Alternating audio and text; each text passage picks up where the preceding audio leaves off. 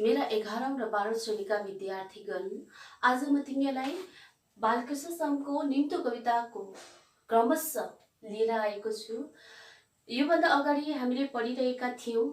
कवि बालकृष्ण समले भन्न चाहनुहुन्छ कि अब हामीले कुनै रङ हैन, रङको अथवा कालो सेतोको भावना र जात जातको भेदभाव भावनालाई अब हामीले त्यागेर हामी सँगै बसौं, सँगै पानी पिउँ, सँगै एउटै धाराको पानी पिउँ भन्ने के रे सन्देश दिनुहुन्छ।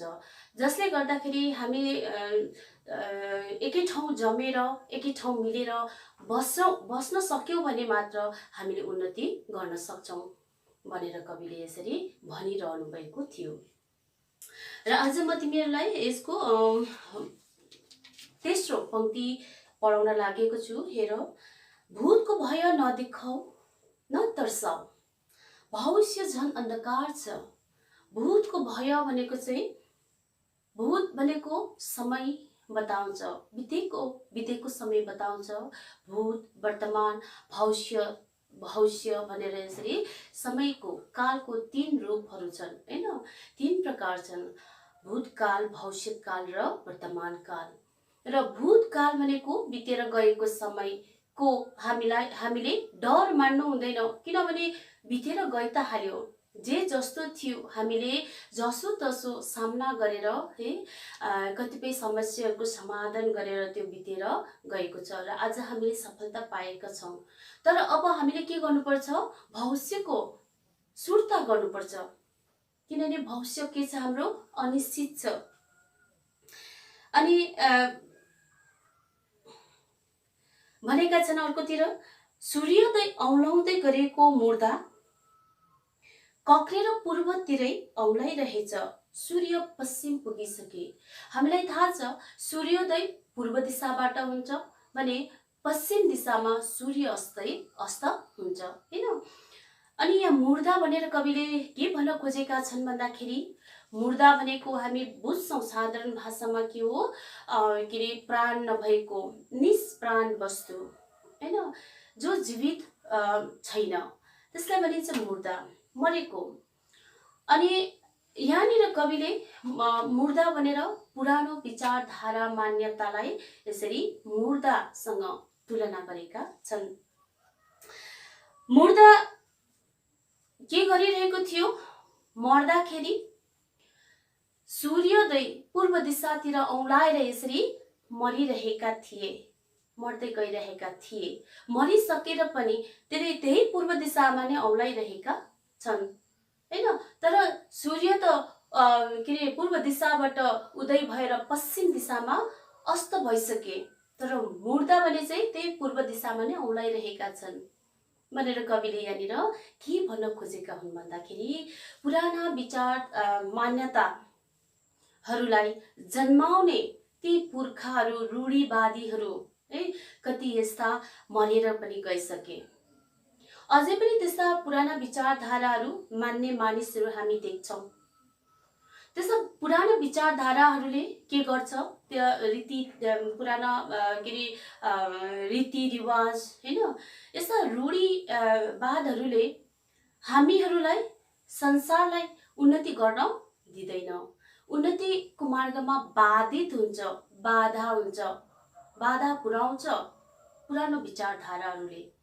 त्यसैकारण कवि भन्न चाहनुहुन्छ कि के रे समय बदलेर आइसकेको छ है, समय त परिवर्तन भइसकेको छ। अब हामीले आफ्नो विचारधारालाई के गर्नुपर्छ, परिवर्तन गर्नुपर्छ, अनि मात्र साँचो उन्नति हुन सक्छ भनेर कविले यसरी हामीलाई भनेका छन्।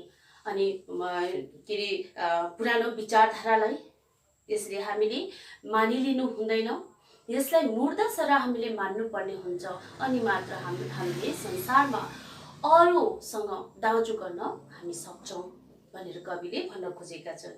लगतै त्यसको अर्को लहरतिर हेर, मुर्दालाई राम्रो काम कात्रो उडाइदेऊ, उ पल्टोस् हामी सँगै हिँडौं। मुर्दा भनेको विचारधारा, पुरानो रीतिरिवाज है, रूढिवाद भन्ने बुझिन्छ। अघि मैले भनिहालेँ। अनि कविले के भनेका छन्, ती मुर्दालाई राम्रो कात्रो उडाइदियो, ऊ पल्टी बसोस्, त्यो त्यहीँनिरै जहीँको त्यहीँ नै होस्। तर हामी चाहिँ के गर्नुपर्छ, त्यो विचार मान्यता पुरानो रूढिवादलाई हामीले मानिलिनु हुँदैन, त्यसलाई त्यागेर त्यसलाई छोडेर हामी के गर्नुपर्छ, अघि बढ्नुपर्छ, उन्नतशील हुनुपर्छ, संसारमा अघि बढ्दै जानुपर्छ, अरूको दाँजोमा हामी लाग्नुपर्छ भनेर कविले यसरी पुरानो विचारधारालाई राम्रो कात्रो भनेको चाहिँ मरेको मानिसलाई अथवा मुर्दालाई ओढाइने वस्त्र भनेर बुझिन्छ है। अनि यो के अरे पुरानो विचारधारालाई पनि हामीले यो कात्रोले छोपिदिएर चाहिँ उठ्न नदिएर है त्यहीँनिरै हामीले छोडिराखेर अघि बढ्नुपर्छ। अनि मात्र समाजको के हुनेछ, साँचो उन्नति हुनेछ, संसारमा हामी अघि बढ्न सक्नेछौँ, कुनै विकास गर्न सक्नेछौँ, परिवर्तन ल्याउन सक्नेछौँ भनेर कविले यसरी पुरानो विचारधारालाई त्यागिदिने हामीलाई आह्वान गर्नुभएको छ। न्यु छोड, जाल झेल छोड, अप्ठ्यारो बानी खुर्क, जहाँ हाम्रो बास हुनेछ, जहाँ मन्दिर मस्जिद गिर्जा स्तूप केही छैन। कविले हामीलाई यो विगतका साँघुरो बाटोहरू त्यागेर हामीले हिँड्नुपर्छ अनि के अरे नयाँ त्यस्तो बाटो खोज्नुपर्छ जहाँ कुनै जाल झेल हैन अनि कुनै धार्मिक स्थलहरू जस्तै गुम्बा गिर्जा स्तूपहरूको पनि डर नहोस् है। डर नभई हामी कुनै गन्तव्य स्थानमा हामी पुग्न पर्छ अनि मात्र हामीले साँचो उन्नति अनि उन्नतिको मार्गमा हामी पुग्न सक्छौं, अग्रसर हुन सक्छौं भनेर कविले हामीलाई सबैलाई एउटा के अरे पुरानो विचारधारा त्यागेर अघि बढ्ने निम्तो हामीलाई दिनुहुन्छ। कोही बेला तिमीलाई प्रश्न आउन सक्छ जाल झेल छोड भनेको के हो भन्नाले चाहिँ जाल झेल भनेको चाहिँ कपटीपना हो। एका अर्का अथवा आपस्तमा हामीले जाल झेल गर्नु हुँदैन, कपटी भावना हामीले राख्नु हुँदैन भन्ने बुझिन्छ। अर्को कुरा चाहिँ फेरि अप्ठ्यारो बानी कुर्क भनेर भन्नाले के बुझिन्छ भनेर कोही बेला प्रश्न आए भने तिमीले लेख्न सक्छौ कि अप्ठ्यारो बानी भन्नाले एउटा एकल शब्दमा भन्दाखेरि सिङ्गो शब्दमा भन्दाखेरि यसलाई एकल काट्य व्यवहार घर परिवारदेखि लिएर गाउँ समाज संसार है भएका मानिसहरूसँग नै नमिल्ने अमिल्दो व्यवहार भएका व्यक्ति भनेर बुझिन्छ, अप्ठ्यारो बानी भन्ने बुझिन्छ। र यसरी कविले बालकृष्ण समले यसरी हामीलाई भनेका छन् कि यस्ता धार्मिक स्थलहरूले पनि कुनै भेदभाव नल्याओस् हैन। यस्ता गिर्जा मन्दिर स्तूपहरूले पनि एउटा के अरे आपस्तको मेलमिलापको भावना मेलमिलापको सन्देश हामीलाई दियोस् ताकि हामीले उन्नतिको मार्गमा अग्रसर हुन सकौं भनेर कविले बालकृष्ण समले हामीलाई आह्वान गर्नुभएको छ। अनि त्यसपछि अर्को छ, तिमी एक दृष्टि हानि हेर्छौ, कई अदृष्ट कैयन लाभ सम्झन। घुम्टो उघार, फोक्सोको पर्दा उघार, मुटुको बट्टा खोल, दाँत नबाँध खोल। यहाँनिर के भनेका छन्, घुम्टो उघार भनेका छन्। घुम्टो उघार्नु भनेको चाहिँ हाम्रो शिरमा ओढिने मुजेत्रो एउटा लुगा कपडा भनेर बुझिन्छ। घुम्टो उघार भनेको चाहिँ के हुनु, विचारको पर्दा उघार, नयाँ नयाँ विचारको परिवर्तनको विचारको है विचारको पर्दा उघार अथवा सचेत हो भन्ने बुझिन्छ। फोक्सोको पर्दा उघार, फोक्सोको पर्दा, फोक्सो भनेको चाहिँ हामीले के अरे बाहिर भित्र है श्वास लिँदा फ्याँक्दा हामीले फोक्सोको सहायताद्वारा हामीले श्वास प्रश्वास हामी लिन्छौँ भने फोक्सोको पर्दा उघार भनेको चाहिँ एकदम शुद्ध सफा शुद्ध विचारहरूको के अरे श्वास लियो, नयाँ विचारहरू, शुद्ध विचारहरू, आफ्नो विचार शुद्ध बनाऊ भन्ने अर्थ बुझिन्छ। मुटुको बट्टा खोल, मुटुमा हाम्रो भावनाहरू हैन के अरे कोमल भावनाहरू खेल ओहोर दोहोर गर्ने गर्छ।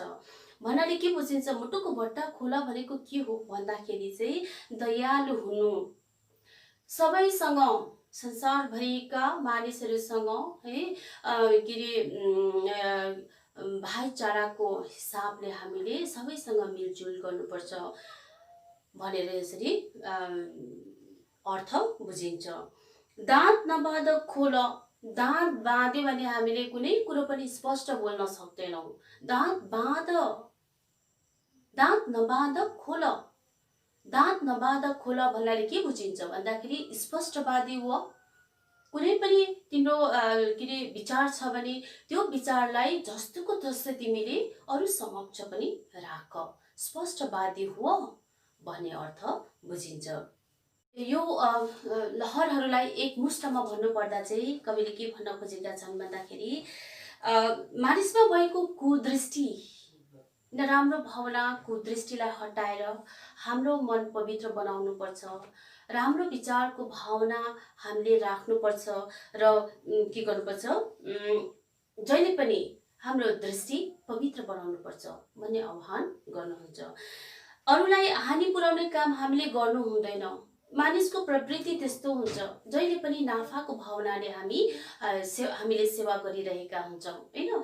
तर यस्ता अछुतहरूबाट अथवा गरिबहरूबाट, निम्न वर्गका मानिसहरूबाट हामीले के अरे नाफा उठाउने भावना हामीले राख्नु हुँदैन भनेर कवि बालकृष्ण समले यसरी भन्नुहुन्छ।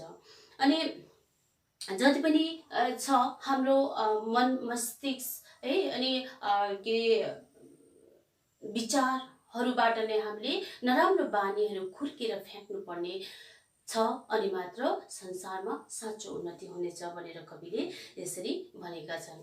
र अझै भन्नुहुन्छ, आऊ चिसो पानी पिऊ, तिमी पनि पानी म पनि पानी, आऊ आऊ हामी एक हौं र एकै ठाउँ बसी पानी पिऊ, पवित्रताको र उन्नतिको पानी पिऊ भनेर कविले यसरी आऊ तिमी पनि पानी म पनि पानी, हामी सबै के हो, गरिब धनी कालो गोरो है अन्य सबै जात जातिहरू हामी के हौ, एकै हौ, मानिसै मानिस हौ, तिमी पनि पानी म पनि पानी भनेर कविले यसरी सबैलाई एउटै धाराको पानी पिउने आह्वान गर्नुहुन्छ।